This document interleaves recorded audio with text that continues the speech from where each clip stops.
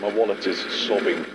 I can hear it. I can hear it in the hall now. It is breaking down, crying. It turns out that Attila, the arrogant so-and-so, he's got a fake hammer. Oh, a fake? Yeah. Whoa. As I say, dick. Welcome to episode 129 of the Allegiance podcast, and we're back again, and we have some Figura Obscura Jersey Devil to talk about. And unfortunately, this week, Rich started a new YouTube channel where he's just going to continuously count his fish over and over again. And he started this afternoon recording the first video, and he's still counting, so he wasn't able to join us. So it's just me and Mal for the, I think it's every other week at the moment, Mal. What's going on? I know, it's fishy fingers, I believe he's calling it, because he counts using his fingers still. You know? Yeah. So he's up to 9 now. So, you know, maybe in an hour's time you get to 10. You just see his head kind of going around. Oh, there, no, you know. And then he loses count and he has to go back to the start. But he heard me talking a couple of weeks ago about how Mr. Beast started a YouTube channel where he was just counting up numbers, and now he's like a gazillionaire. So he thought this was his way out of the civil service. So, that's you know, have to admire the man, you know. even if it's been done before, you got to try it again. Don't try it yourself. Yeah. Well, his unique take on it is the fishy angle. Yeah, yeah. And in the meantime, he'll be designing more custom fishy heads for Legion's Con. Yeah. So, unfortunately, Byler Frostfur will be having a slightly different voice than he might have had. Is Byler he? I don't know. We don't know really. I kind of assume he is, but I'm not sure he actually specified as having gender, is he? Are they? Yeah, so we got a couple of, after we do the Figura Obscura and whatever else we talk about, we will put in a few more of the stories from Horror of Einsamall. Maybe them all, maybe not, maybe some. Let's see how we go. We'll definitely try and record them all, and then it'll be whether I get them all done in time for release. So that's between my laziness and my pretend busyness, you know. Not at all. And otherwise, Mal, all good? Yeah, all good here. Were you regretting spending money on those test shots when the Figura dropped? Yes and no. The test shots I've got, I'm very happy with. So, I didn't mind too much, and it's one of those. As much as I was tempted to buy loads of the Figura Obscura, don't really need them. I hadn't got any real ideas for them, so they'd have just sat I think there. if you realistic, and I'm talking from my perspective now, and I'm sure you're the same. If you realistically see how many customs you get through with all the stuff that you think you're going to do, you probably don't need more than an extra one or so. Yeah, exactly. For the moment, you know. And I'm sure that, as we'll see, I'm sure those parts will crop up again, you know. Oh, most definitely. I'm almost certain they will. But you're definitely not, when talking to test shots, you're not as bad as the guys in the Mythic Enablers who went test shot crazy. I listened to their episode from this week today, and Wyatt got 12. He had a number of mules, right, who were helping him. So his girlfriend, and then he had, I think Brett helped him with one, Rick Emmert helped him with another one, and various other people, be it from his family or from the Cabal, picked up different test shots from him. And then he went back and picked up a couple, I think, from, you know, that were left over and whatever. Yeah. I mean, he is one of the admins in the Test Shot Facebook group, so I suppose it is his thing. But still, I was a little bit jaw on the floor listening to that. Yeah, so, that's a lot of test shots in one go, particularly. Yeah. That's what it is. Fair play. Yeah, and I think Eric picked up a number as well. He's a Test Shot fan. He likes his test shots, yeah. And Joe Russo has a buddy that collects test shots. So Joe gets as many test shots as he can in the sale, and then does all sorts of deals with his friend to get like older figures from the line and stuff. That's how he got his auto before and stuff. So that's different ways of, you know, collecting, and it's all for the goal of collecting. It's, you know, in the end, it's not really about the Jones 1, 2, 3, 4 or anything. You know, it's Although you could even say with Rich that the money he gets from that does just go back into other figures. Oh yeah, totally. That's what He's doing, not- isn't it? He's recycling not- old stuff to buy new stuff. Yeah, we can confirm with his wife Kerry, but he's not putting an extension on the back of the house with the eBay money or anything. It's just a circle. As Rich I'm would say, not sure that maybe was don't the give her most don't give her any ideas. yeah.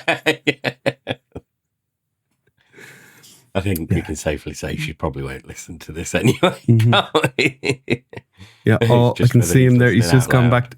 He's just gone back to one again. He lost count. I see him there. He's using our StreamYard as well to do his channel until he makes a few quid and gets his own. So I can just see he's gone back to one. Yeah, he's got it. He's gonna be gone there. off to get another beer. Yeah, He it's gonna probably won't be able to there count by the time. all night. So anyway, the Figura Obscura did drop Jersey Devil. I think with the little teaser that we got, and I'm kind of glad that they dropped the teaser just the day before now, so that we don't have to spend a bit of an episode trying to make fools of ourselves predicting what it's going to be. yeah. I'm like, oh, this week's episode's done. That's great, and it's coming on Saturday, so I don't need to. But it's cool. It's fun in our Discord, for example, with our Patreon friends. That's always fun because you can make fool of yourself in there, and it's not really making a fool of yourself, really. Speculating, and it's fun. It's fun speculating, isn't it? So I think with the little lore, I mean, Jersey Devil was definitely a standout. Bigfoot or something like that, and other ones it of was that one of kind of the ilk were ones, yeah. also, I think, good guesses.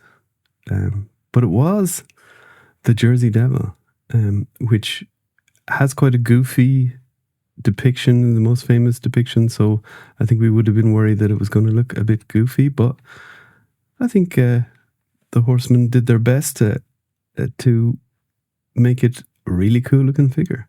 Yeah, I think it looks great. Yeah, I like the kind of whole silhouette with the wings, and okay, there is some comment that the head is a bit big, but I think in this type of cryptid type creature, that can work. Yeah. And you get a figure stand in the figure, so you always get something big and bulky and plasticky, like a Dio piece or something in the Figura box. This time it's an orange stand. Never had that colorway stand for sure. No. I'm thinking I might end up reusing that for Arathir in my. Oh, that's a good display. one. Yeah. That'll blend in well with him. Yeah. And but makes sense with this guy as well. He's got wings, so you can lift up that little metal piece and put him in a sort of a flying or taking off pose. So yeah, you get the figure, and this figure is big. It's I think on watching Dorkler's video, it's pretty much the same height as an ogre. Yeah, So not about the far off. 9 inches up to the top of the horns. It dwarfs a regular 1.0 figure. So even though it's using a lot of 1.0 compatible parts, like the legs, they're from Windaji the Cackler. So that's a very early preview of those.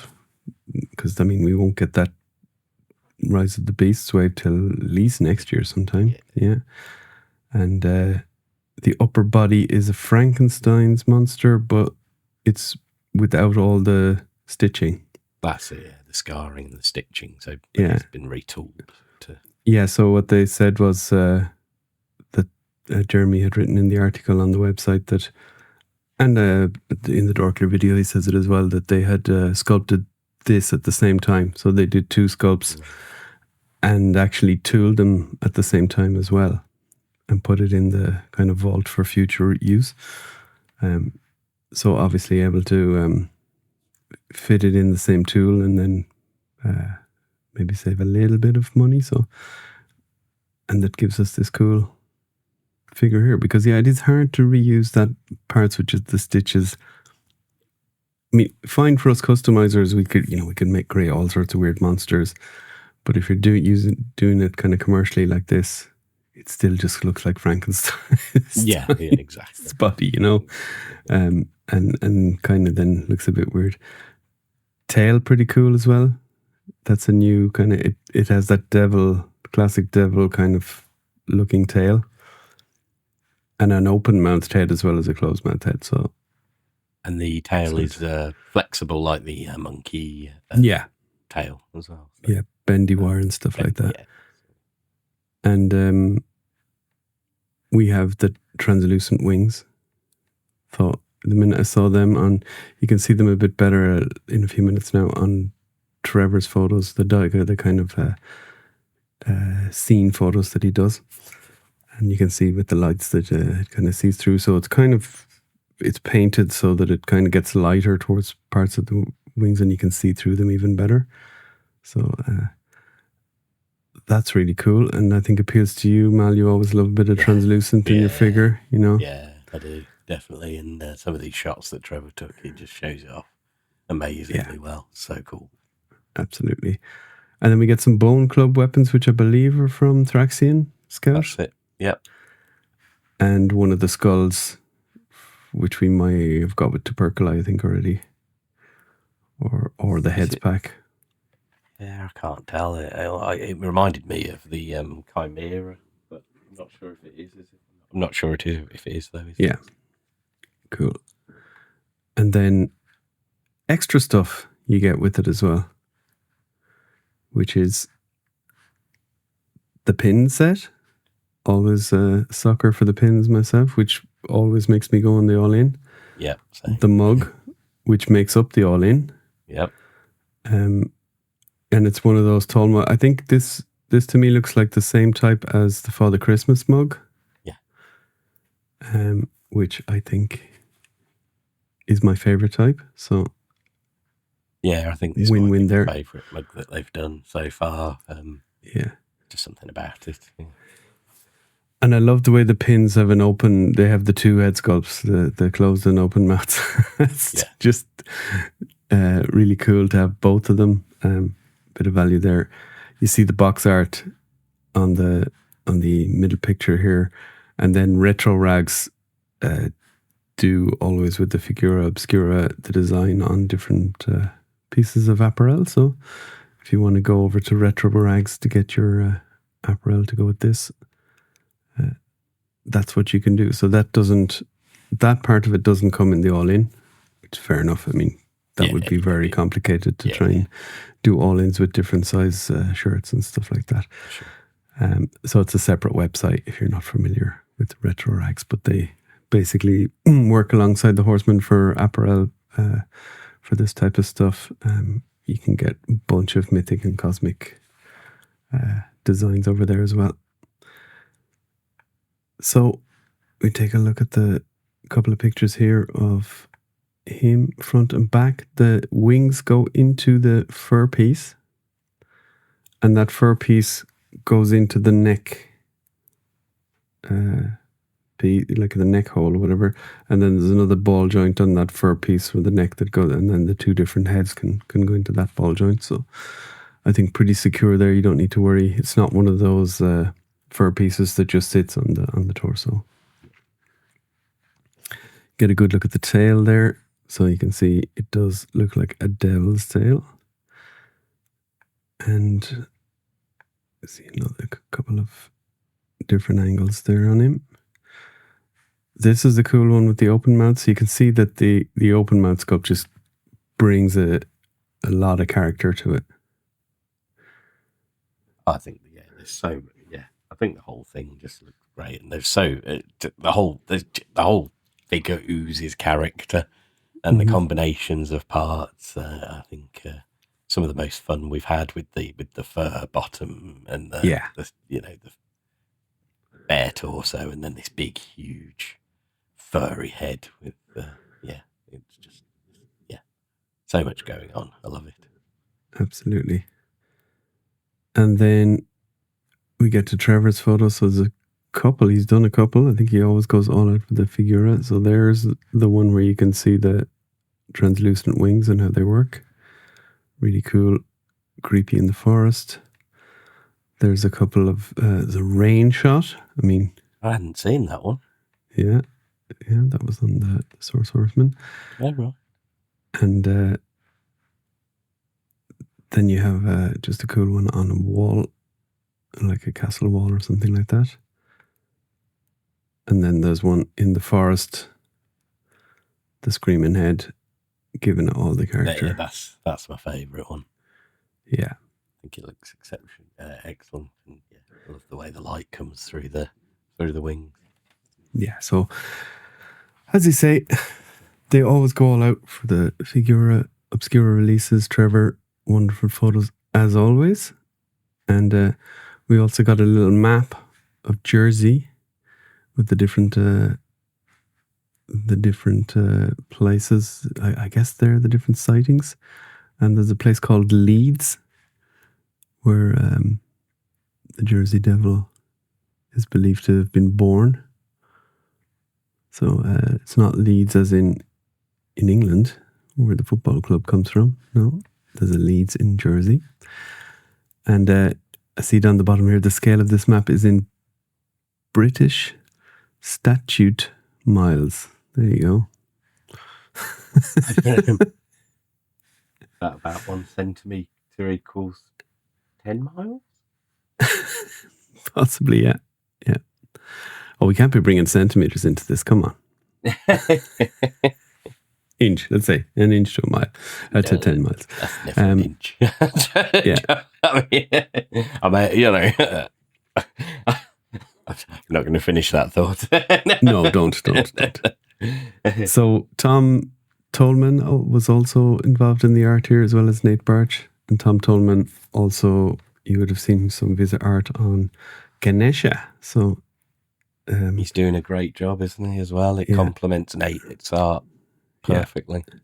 So I believe Nate would have done a lot of the, maybe original sketches or, first passes, and then Tom Tolman came in and did, finished off them, and there's probably some of his art as well. I don't know the exact breakdown, but it seems like they really work well together. So Nate's working full time for the Horsemen, and now it seems that he still has too much to do.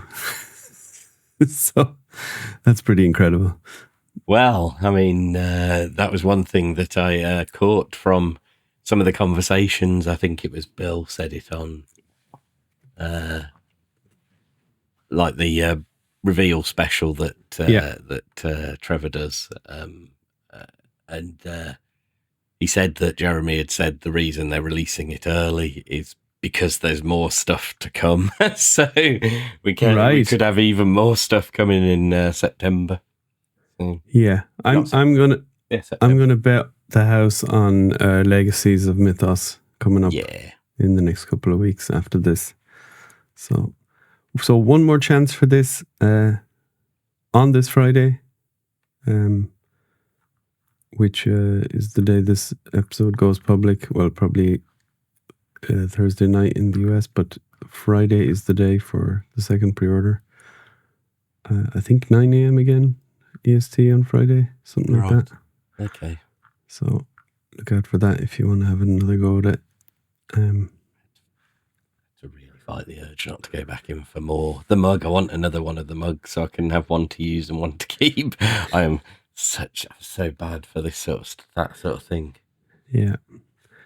So I guess there's been all the reaction shows, reveal shows, so we don't need to dwell too much more on it. I like the figure. I think it's cool. I just got the all-in. I have it in my collection. I don't have any custom ideas or custom time. I have so much other stuff to do, so I'm going to leave it for the moment. Might get tempted by a second one if they did have them at Legion's Con, but won't be too worried otherwise. Wouldn't say it's my favourite figure ever, but it's pretty cool. I think it's one of my up there in terms of my favourites. The cryptids, and I know I can speak for Rich on this one as well. The cryptids are something I would love more of in this line. And this is a great start for that. Absolutely. Yeah, so maybe just to finish out here, I'll just read the little description of the Jersey Devil for those that are not that familiar. One of the most well-known and legendary creatures, the Jersey Devil is the first cryptid to make its way into the ranks of Figura Obscura. While many have heard of this monster from the Pine Barrens of New Jersey, far fewer will know of the strange origins of this creature, from the cursed 13th child of a witch who lived during the 1700s to the product of a dispute among the pre-revolution Quakers who had settled in southern Jersey, to a grisly joke perpetrated by one of the United States founding fathers.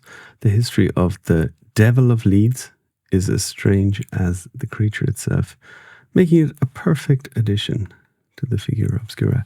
And if you want to read more about that, there is a Figura Obscura section on the Horse Horsemen website, and there's a bunch of cool detail there about this figure, so get stuck into that.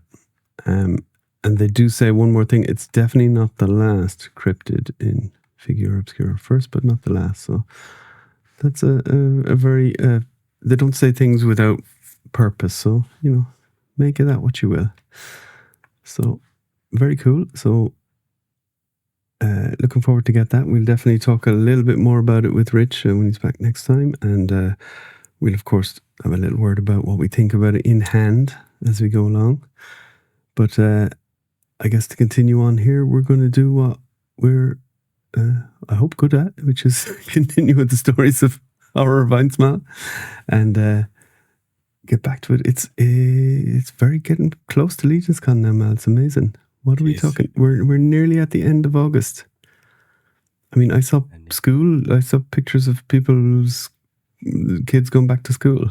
Now, we go back very late here. We're 15th of September because we finish very late, sometime in July. So going back to school seems pretty early now. But yeah, that's the time of year we're getting to.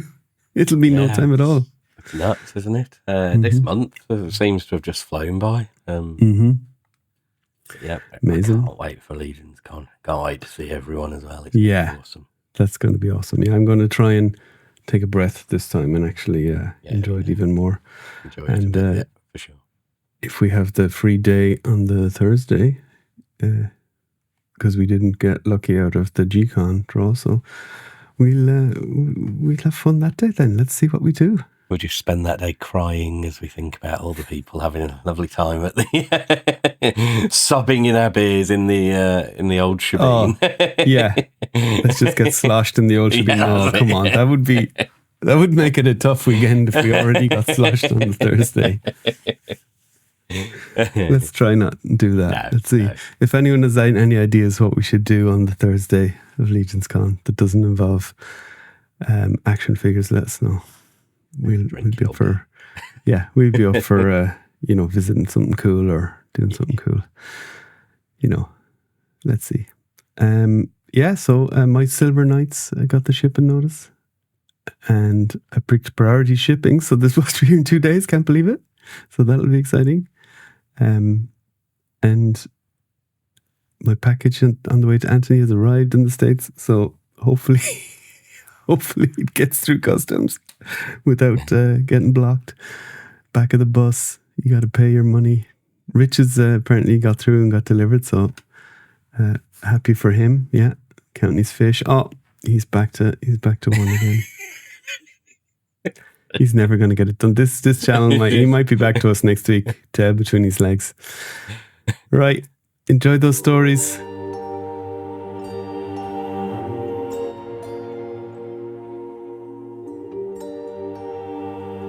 Horror of Einsamall, Part 5, Byler Frostfur. It had to have been the orc, Igraine said. The entire party was weary, but none of them could sleep after the events of the previous night. They sat in the back room of the inn while Burla served them bowls of porridge and more plates of sausages. Jakul is one tough customer, Boris replied. But this is not like him. Why would he want to kill our people? He needs us and our trade as much as we need him and the game he brings for us. He's not part of Einsamall, is he? Igraine asked. It depends what you mean. Einsamall is the name we use for our town and also for this area of the Northlands as a whole, Boris explained. The orc is not townsfolk, but he is unsworn like the rest of us, and he lives in this area. He's had his share of scrapes with some of the townsfolk, for sure. But he's been around for years and years, and we've never had any serious trouble with him. It just doesn't make sense for him to be behind any of this. You saw him have words with our party yesterday, Igraine said. And then our paladin turns up dead. Same paladin that this Jackal Ironbones confronted in your inn. There's too much of a coincidence for us to ignore. As of now, the orc is our best lead. We need to find him and bring him back here to be questioned. The gnome sighed. He did not believe that Jackal was behind the killings, or that he had taken the paladin. But he had to admit that it looked bad for the orc, and he did not have a better potential suspect to offer up in place of old Ironbones. I know someone who can find his lair, Boris finally said. But before he could finish, the mage and the ranger entered the room. They were wrapped in their heavy cloaks with their packs upon their backs. Where are you going? Igraine asked. We are headed back to the castle of the Four Sides, The mage replied. What? Igraine said. We can't leave now. Our mission was to find out what is happening up here, and to help if we could, or report back if we couldn't. We've now lost one of our own, and we believe there is a chance that this orc is a part of the hidden force from the Legion of Arathir. There could be an enemy force who survived the Second Great War and has been hiding up here in the north. That is ridiculous. Boris snapped. The Tundra Orcs never fought for Arathir. How would you know who fought for who? Weren't you hiding up here in Einsamall during the war? The mage shot back. Don't presume that you know what I know. Boris answered. I was not born in the far north. I've travelled in Mythos. I've seen your Tower of Wizards. Or at least I've seen it before it fell. I know something of the realm and its people, and I tell you the Tundra Orcs were never aligned with Arathir or his warmonger. Then maybe this orc and his kin are with one of the other evil powers. The Xylernian ranger chimed in.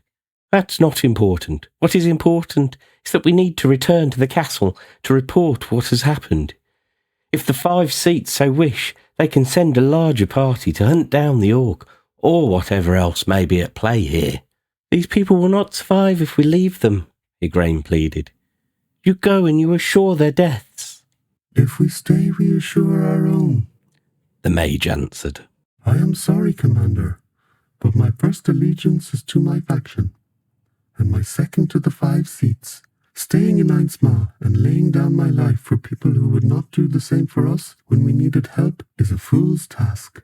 Our mission was to help these people, Igraine replied, making sure her words were firm and left no room for debate. And I command you to stay and fight with me. The mage and the ranger were silent. Very well, Commander Igraine. The mage finally replied. You are our leader, after all. Igraine nodded and then excused herself. The exchange had shaken her, and she couldn't avoid sleep any longer. Her body needed rest, and her eyes closed as soon as her head hit the pillow on her bed. Igraine's eyes opened to see the light of the mid-afternoon sun shining into the room. They are gone? Called a voice to her left. Igraine startled and turned quickly, but it was just Halvard who sat in the room beside her. What are you saying? She asked as she rubbed the fogginess of sleep from her eyes. The mage and the ranger are gone, He repeated. They left shortly after you came upstairs. Did you try to stop them? Igraine said as she bolted out of bed. How long ago did they leave? I did not try and stop them. Their minds were made up, and they will be too far away now for us to try and catch them. The mage used a transport spell. It may work, it may not, but they were eager enough to leave to try it anyway. Igraine swore and slammed her fist down on the nightstand beside her. It was her first command, and she had now lost 1 soldier to violence and seen 2 more abandon their posts. General Delphina would not be impressed by her results, and Igraine fully expected to be demoted upon her return to the castle. Come on, Halvard said. You are awake. Now we must go. I'm not leaving these people, Igraine said. Aye, Neither am I. Halvard replied. The gnome found us a tracker.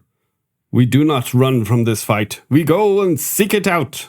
What manner of creature are you? Igraine asked in amazement as she looked at the fox-like creature before her. I am a vulpine, came the reply in a small voice that matched the small size of its speaker. Byla Frostfur is my name. Your race is not known in our kingdoms, Halvard said, explaining the look of surprise on Igraine's face. Not even in the coals of Bjorngar have we seen your kin. Well met, Boris said. I am so used to Byler here that I haven't even remembered that I had a similar reaction when I first met him and his family. Natives to this area, by what I can tell. But that's not important now. What's important now is that he can help you find Jekyll. We do not have much light left. Byla said. Heading out now would be bad. We go at first light. Good. Igraine began to protest that there was no time to lose, but the vulpine tracker was unmovable in his insistence that they had to wait until morning. Eventually, Igraine stopped arguing, realising that there was no changing Byler's mind. Whatever was out there waiting for them would have to wait another day.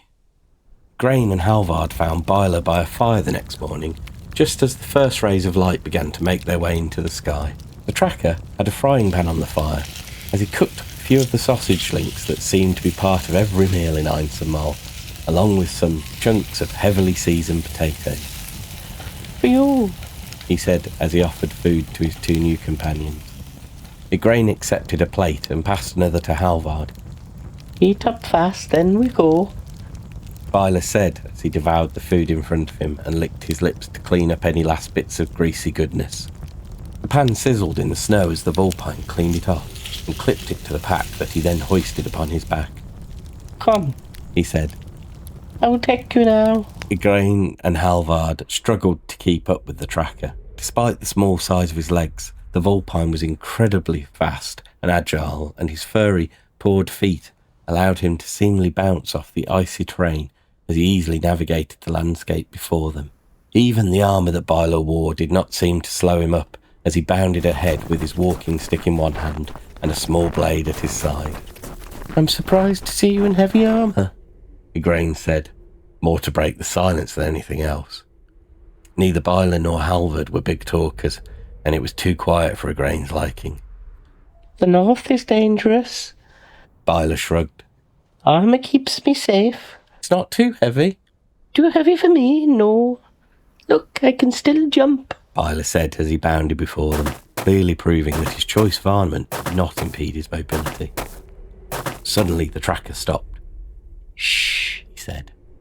Stay. Byler motioned for Igraine and Halvard to get down. Once they had crouched down, the tracker took off, bounding ahead and making his way over a large snowdrift. He returned a short time later and quietly reported what he had found. The Oak's cave is near, he said. We must be quiet.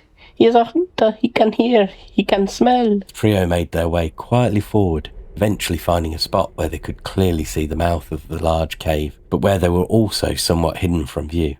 Did you see Jekyll? Igraine asked. Shh, Byler scolded. Look and see. They waited in silence as the cold winds whipped around them.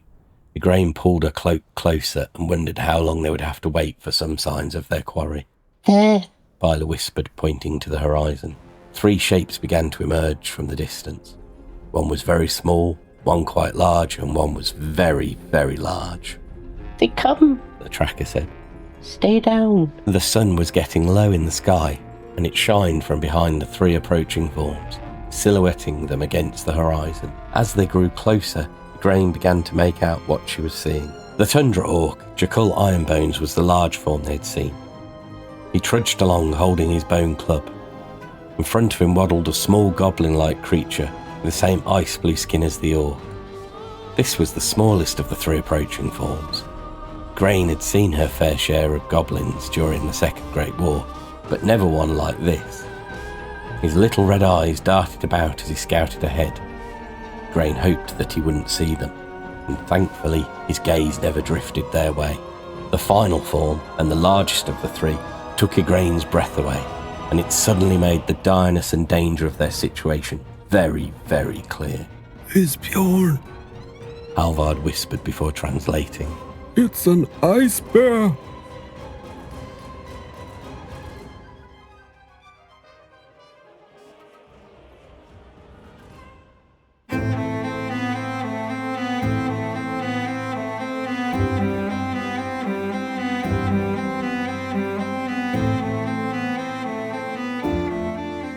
Horror of Einsamall, Part 6, Isbjorn. The problem before them was suddenly very clear and also much bigger than they had bargained for. Igraine had expected that they would need to contend with the Tundra Orc or whatever violent grudge he had for the people of Einsamall, but looking out at the massive white bear that trailed behind the Orc, she knew that they had greatly underestimated what they were going up against. We must go. Byler said, and he began to scamper away. We must go now. Halvard and Igraine followed, doing their best not to disturb the icy landscape or alert their quarry to their presence. They had to get back to the inn so they could figure out how they would deal with the ice bear that Jackal Ironbones had seemingly turned against Einsamall. How big was the bear? Boris asked, amazed at the story that the trio told after arriving back in Einsamall Inn and public house. Best guess, 150 to 160 stone. Halvard replied. And solid muscle. If it attacked, we could not take the creature down with just weapons we have. We need to find a way to incapacitate it if we hope to stop it. A trap? Igraine asked.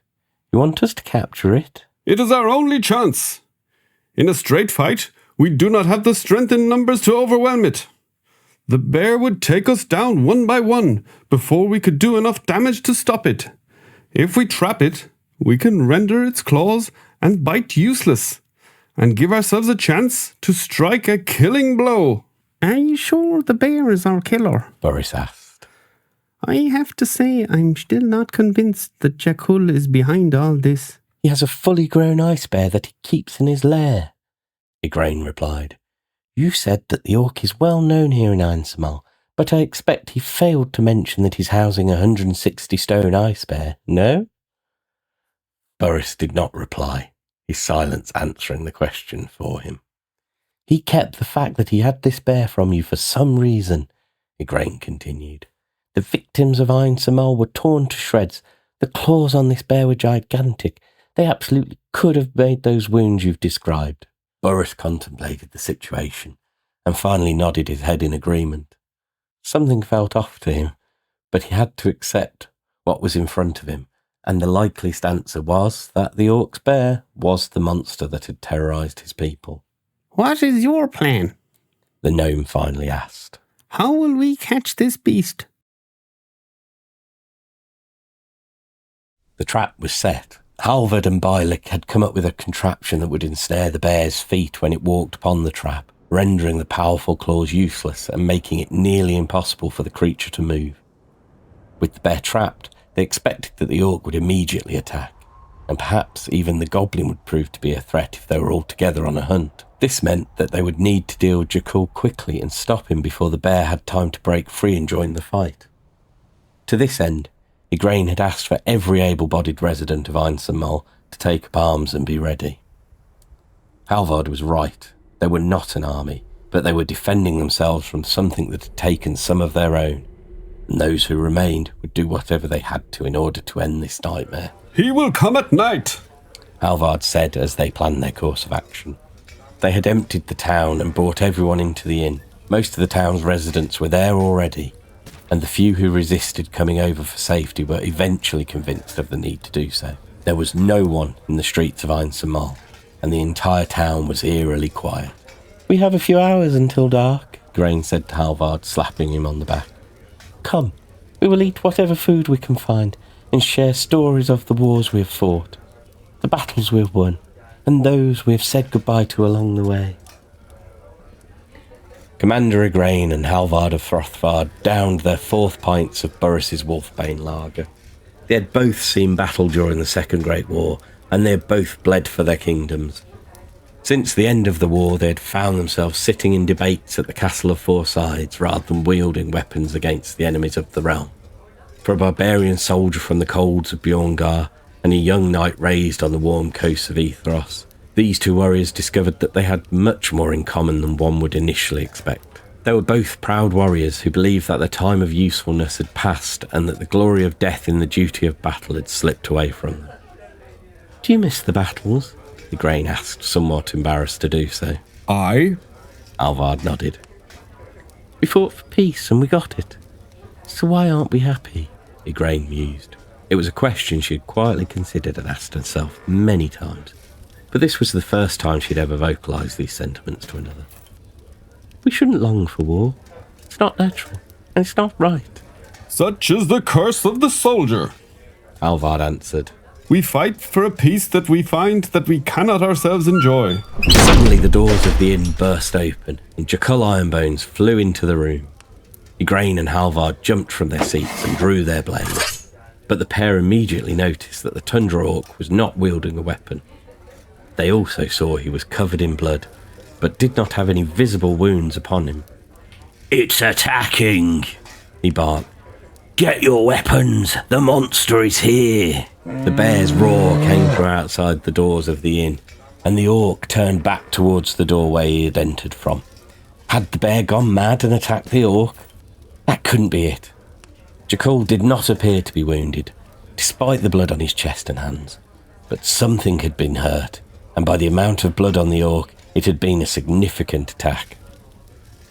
Another roar cut through the night air. It was a clear challenge from the beast trying to claim its dominance. The bear's roar was followed by another sound, a blood-curdling howl that answered the beast's challenge. Jackal Ironbones turned and ran from the inn, a cold fear in his eyes as he rushed into the night. Igraine and Halvard followed him with their weapons ready. They expected to see the ice bear before them, crazed and ready for a fight, and perhaps caught in the trap they had set. Even if the bear was not in their trap, the heroes knew that they would need to fight the beast. They were ready to die protecting the people of Einsamall. Making their way outside of the inn, they did indeed see Jackal's white bear, but not as they had expected. The massive ice bear was locked in a battle with something that was somehow even larger than it was. The bear's muzzle was torn, and blood had turned much of its white fur red.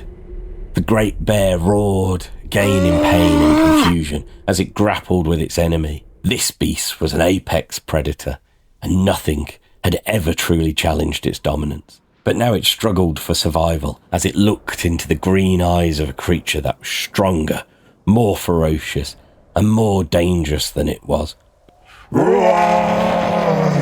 The Tundra Orc yelled as he rushed forward to help the bear. The monster before them brushed the orc aside without a second thought, and then sunk its teeth into the side of the bear's neck. The wounded ice bear let out a sad wail, and his grip on the opponent slowly relaxed as his body started to go limp. Igraine gasped as the monster lifted up the entire massive weight of the bear and easily tossed it aside. The bear's body crashed into the icy landscape and slid a short distance before coming to a stop, blood seeping from its numerous wounds. It did not move any longer, and Igraine and Halvard could not tell if it was breathing any longer. The heroes from the Castle of Four Sides looked in stunned silence at the answer to the question they had sought. What was attacking the people of Einsamall? Now they knew the answer, and they each held their breath as the monster turned to face them. They held their breaths as they looked into the wolf-like eyes of the towering nightmare, its terrible, blood-soaked teeth bared in a vicious snarl. The monster reared its head back, let out a howl of challenge once again. The horror of Einsamall had returned.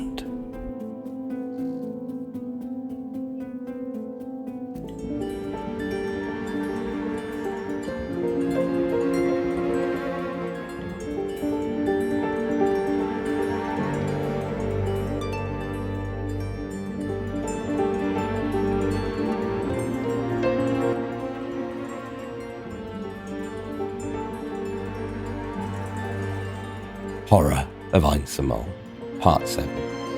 Garmir.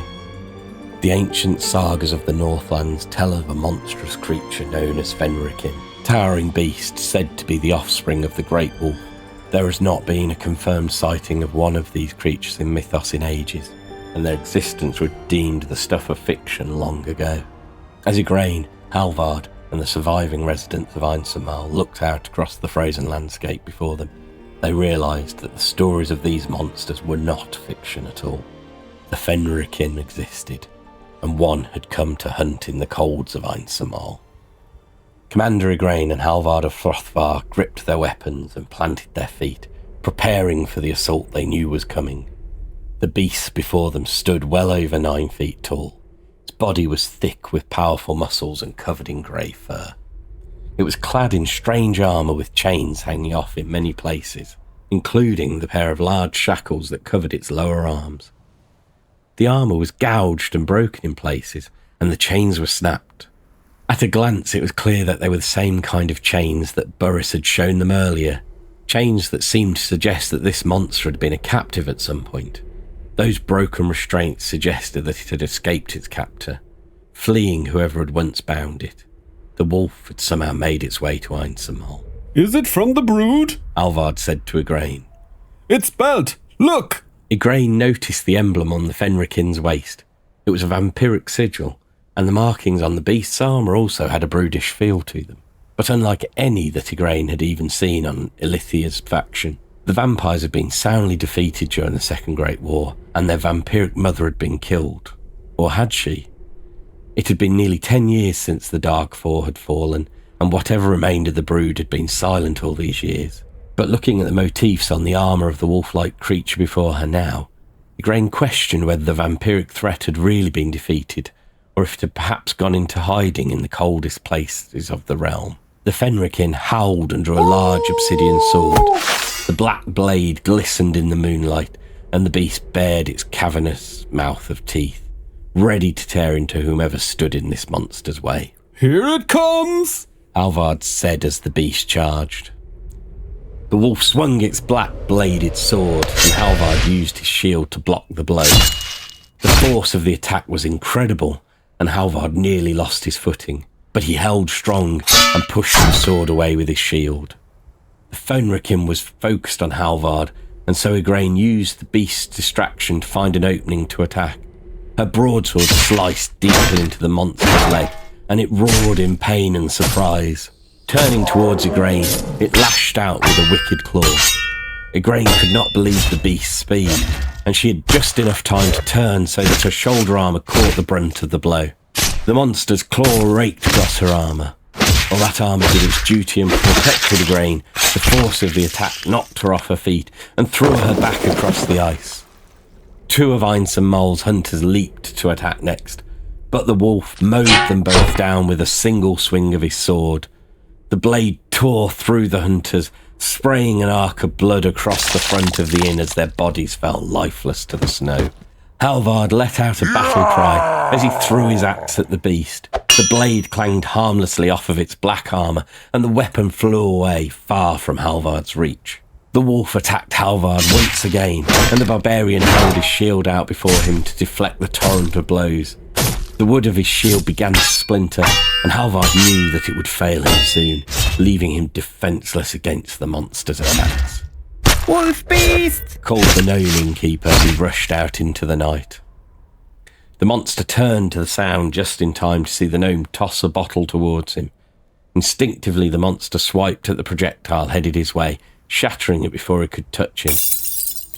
As the glass bottle broke, the liquid inside sprayed across the beast, soaking into its fur and dripping from its armour. Quick! Burris yelled as he looked at Igraine.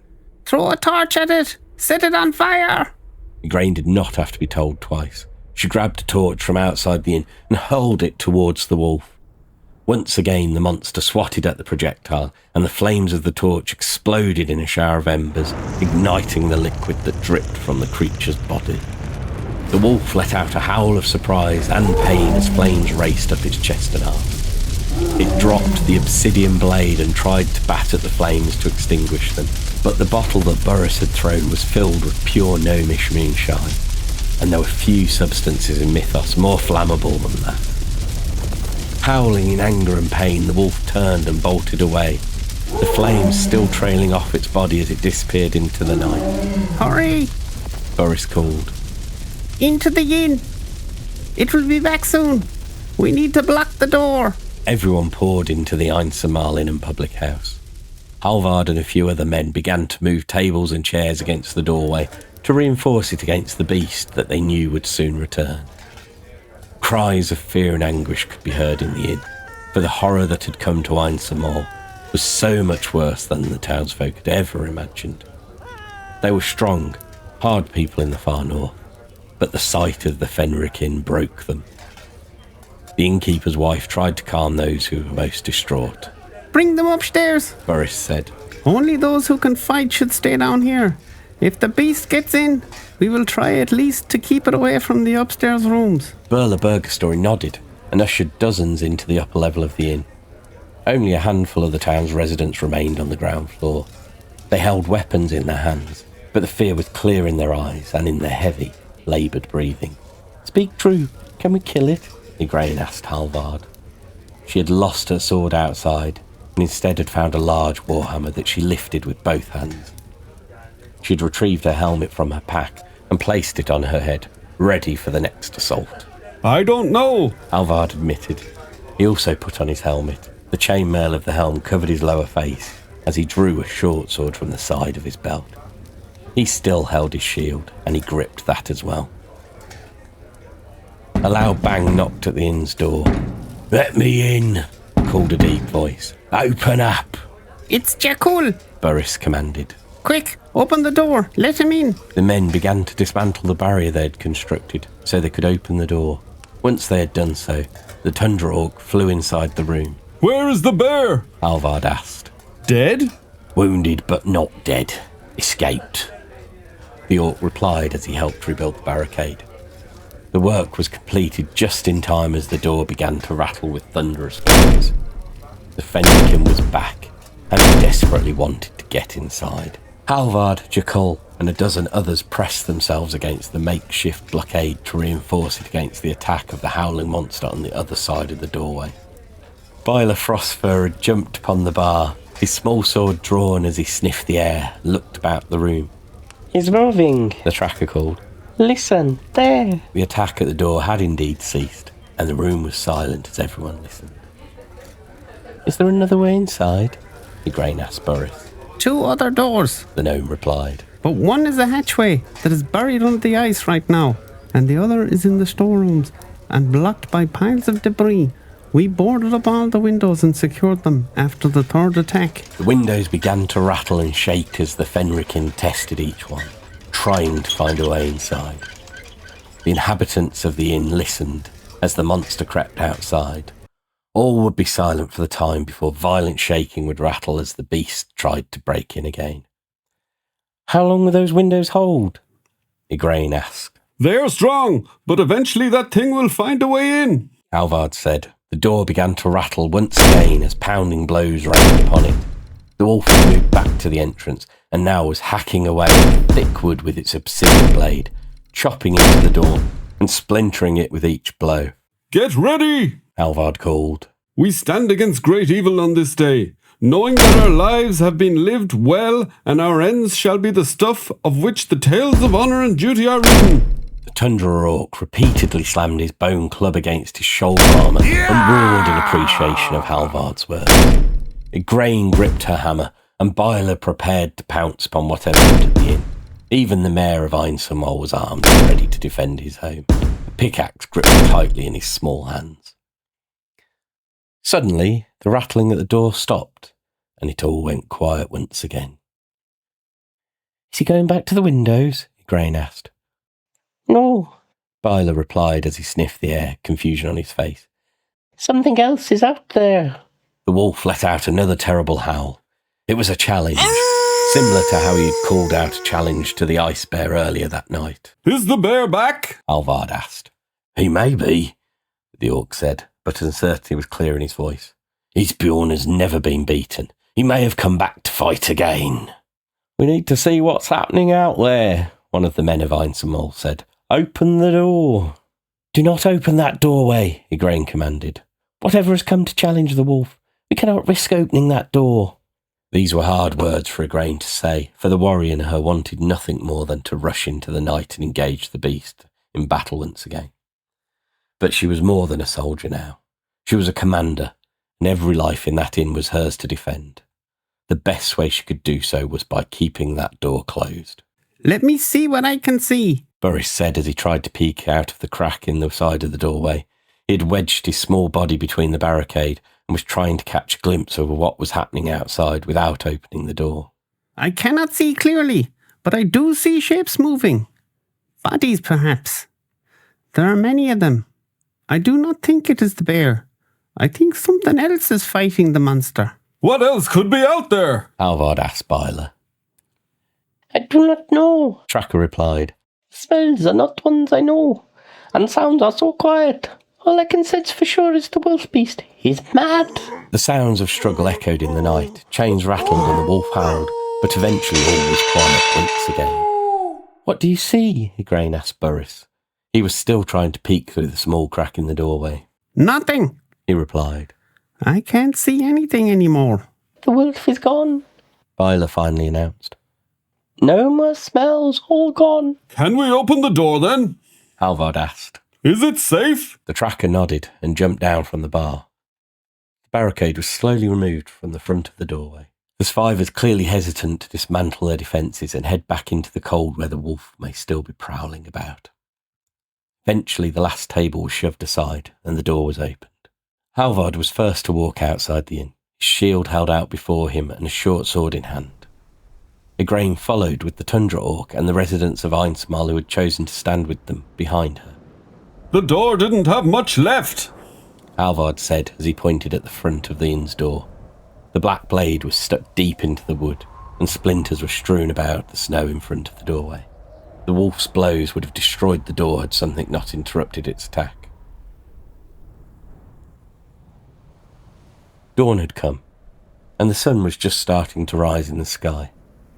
They had survived the night, and the monster was nowhere to be seen. What is that? Igraine said as she spotted something across the ice at the edge of the settlement.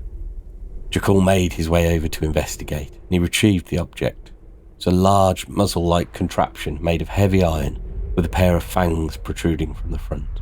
A large chain hanging from the middle of the muzzle. The beast had been a captive, Halvard said. That was clear from the chains it bore. Someone must have come back for it. Who in the creator's name could have captured that monster? Igraine asked as she inspected the muzzle. What could possibly have defeated it? We tried, all of us together. We did nothing but make it angrier. He is gone, Byler confirmed. No more wolf beast. For now at least. But we need to know what had happened and if it had truly gone, Igraine said. Until we know for certain, we won't know if these people are safe or if that thing will return. Can you track where it was taken? The Vulpine tracker nodded. Okay then, Igraine said as she retrieved her sword from the snow where it had fallen. She looked at Halvard and her companion nodded his understanding of what she would command. She turned to the orc next. Go find your bear. You are coming with us. Where are we going? Wherever the tracker leads us, Igraine replied. We were sent here to discover what the Horror of Einsamall is. We did that, and now we're going to hunt it.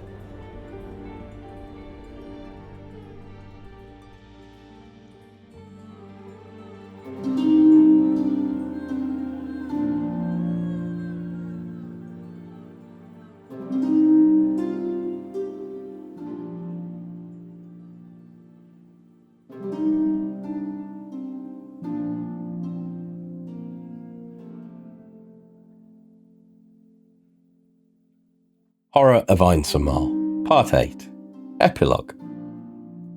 The hunt had been on for 3 full days. The Vulpine tracker, Byler Frostfur, led the way, with Commander Igraine and Halvard of Frothvar close behind. The Tundra Orc and his ice bear guarded the rear of the hunting party. Even the gnomish mayor of Einsamall had insisted on being part of a hunt for the Fenrican monster, who had terrorised his town and then mysteriously disappeared. He rode upon the bear's back, which was the only logical option since his short legs would have slowed down the others. The group had barely stopped to eat or sleep since they'd left Einsamall. Finding the beast and ending the threat it posed carried them all forward and gave them the strength needed to push ahead. "Do you still have the trail?" Crane asked Byler as he sniffed the air. The tracker nodded that he did. He'd caught the scent of the wolf-like Fenrikin shortly after the second killing, but having never encountered one of the beasts before, had assumed that the wolfish scent belonged to one of the common packs that roamed the ice peaks of Einsamall. Once he had seen the monstrous beast for himself, he knew that he'd been wrong, and the scent was now impossible for him to miss. I can smell it, Byler said. It goes down under. Down? What do you mean? Halvard asked. I don't smell the wolf in front of us, The tracker answered. I smell it under the ice, under our feet. The tracker has lost the trail, Jekyll barked. I have not. Byler said defensively. Look at the bear, he knows. Isbjorn the bear was sniffing the ground, and it began to paw at something that it clearly sensed under the ice. Is there something down there? Igraine asked. The words had barely left her mouth when the world around them began to shake. Hold on! Halvard cried as the thunderous roar echoed in the air, and waves of snow and ice toppled from mountain peaks. Jekyll caught Boris as the gnome fell from the bear's back, and both Igraine and Halvard took a knee to steady themselves. Thankfully they were in the open of the ice shelf, and not in the shadows of the mountain, so the avalanches of snow that crashed down from Einsamall's highest peaks were not a threat to them. Those avalanches would absolutely make their way back to Einsamall even halved, however, should they be able to find their way back at all. Another tremor shook the ice and the travellers fell to the ground again. Byler! Halvard yelled as a giant fissure opened in the ice shelf and the vulpine tracker disappeared into the gaping moor. We need to help him, Igraine said as she tried to rise and run towards the fissure, but a third tremor knocked her back down again.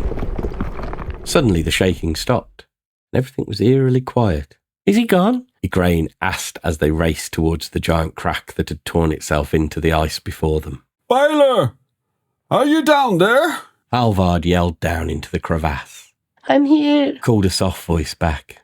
Are you safe? Igraine called down into the darkness. I'm safe. The tracker called back before adding, You need to come down and see this. It was decided that Igraine and Halvard would rappel down into the crevasse. A long rope was tied to the bear to provide them an anchor point. Jekyll needed to stay behind to control the bear, and Boris simply wasn't strong enough for this task. His years of mining deep caverns long behind him now. Do not leave us here! Halvard said to the orc. A few days ago they had suspected Jekyll Ironbones of being the killer of Einsamall. Today they were trusting him with their lives. You will not die by my hand, the Tundra Orc replied. I will hold this rope for you and bring you up when you call. This is the word of Jekyll Ironbones. Halvard nodded, satisfied with the Orc's promise. Down we go! He said as he and Igraine gripped the ropes and slowly made their way into the darkness beneath the ice. Keep coming, you're getting close, Came Byler's voice. The crevasse was deep, and it was a miracle that the tracker had fallen all this way without injury. Igraine felt her feet touch solid ground. Good. Byler said. Now Halvard, come next. Halvard touched down. The air was somehow a bit warmer, and they were no longer in pure darkness. He hadn't noticed it as they made their way down into the rift. But now that his feet had touched solid ground again, he realised that the air felt and smelled so much differently than it had on the surface. It was salt water. He was smelling the ocean. Halvard, Igraine said softly. Look. Halvard looked ahead and saw that they were in a very long and narrow cavern, and at the end of the cavern was an opening that was the source of the dim light that they were seeing. The opening was far away, but not so far they couldn't see what lay beyond it. They saw the blue expanse of a great body of water. The smell of the wolf, said Byler, pointing towards the end of the cavern. It goes that way and fades.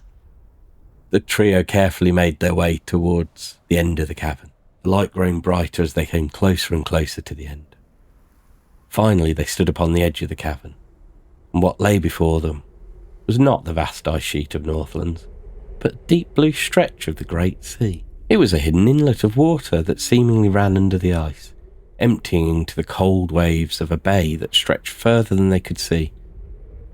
The wolf is there. Byler said, pointing to a receding shape on the horizon. A great black ship with blood-red sails slowly sailed away, its form moving further and further away until it was little more than a dot on the horizon. Who are they? Igraine asked. And where are they going? Byler shook his head. I do not know, he replied. There are no ports around here. Around here shouldn't even be here. This is new. Have you ever been this far away from the town? Halvard asked. The tracker nodded. Once, he said. And this was not here? This water? Byler shook his head. Just ice, he replied. This ice stretches and stretches to a cliff, but not water below. Just more ice and more snow. This was under the ice, Igraine said, looking at the expanse of sea before them. Hidden away somehow. Not hidden, Byler said. Not here. Smells were different this time. This is new, I tell you. This is new. Igraine thought for a moment before speaking again. Remember what As a Spirit Bender said in the audience chamber at the castle? She asked as she looked at Halvard. She said that the convocation had detected some kind of anomaly here in the north. Could this be it? A hidden cavern under the ice, leading to an unknown bay that dumps out into the sea? Halvard said. You think that is the strangeness that the Spirit Bender spoke of? Perhaps, Igraine replied. Look at this sea. What sea is this? Have you ever seen a body of water like this on a map of the Northlands? I have not, and I've looked at many a map of Mythos. Tracker is right. It should not be here. Halvard, where are we? Halvard shook his head. He did not have any answers.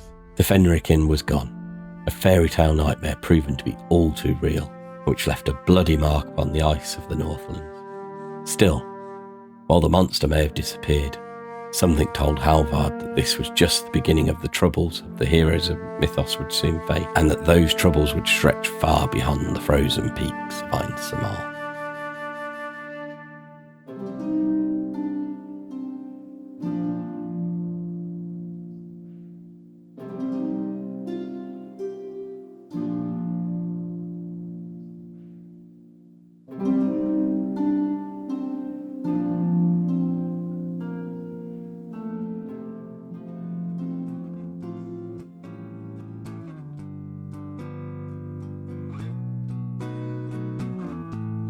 Stay safe out there as you sail into Mythos.